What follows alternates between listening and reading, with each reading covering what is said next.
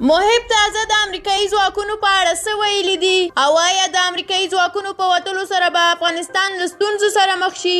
افغانستان کې به بیا کومه نوې جګړه شروع کیږي؟ دا کولی شئ په دې ویډیو کې وګورئ. د ملي امنیت شورا سلاکار حمدالله محب وایي د امریکایي ځواکونو له وتلو وروسته به افغانستان د کورنیو جګړو له ګواښ سره مخ شي.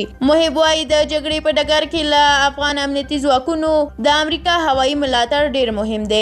د ملي امنیت شورا سلاکار حمدالله محب دا څرګندونې په یوه تازه مرکه کې کړي.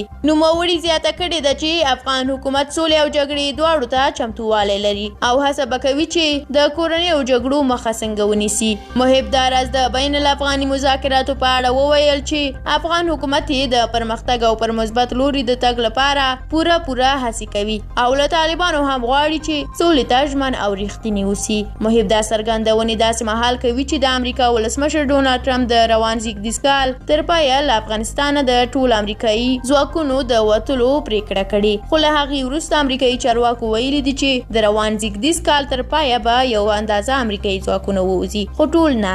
د امریکایي ځواکونو له وتلو سره یو شمېر افغان سیاستونو هم اندېښنه ښودلې چې وتل به یې د افغانستان او سیمې پر ثبات اغیزه ولري.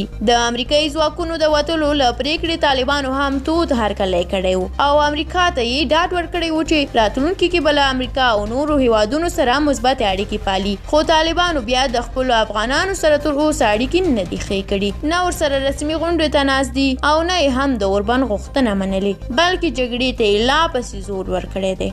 له تاسو ډیره زیاته مننه چې دا ویډیو مو تر پایه ولیدله. که مو ویډیو خوښه شوې وي نو لایک یې کړئ. که د طالبانو او محب په اړه کوم نظر لرئ زموږ سره کومنټ کې شریک کړئ. د همداسې نورو ویډیوګانو د لیدو لپاره زموږ یوټیوب چینل سره سبسکرایب کړئ. تر بیا یو بلې ویډیو، د خدای په امان.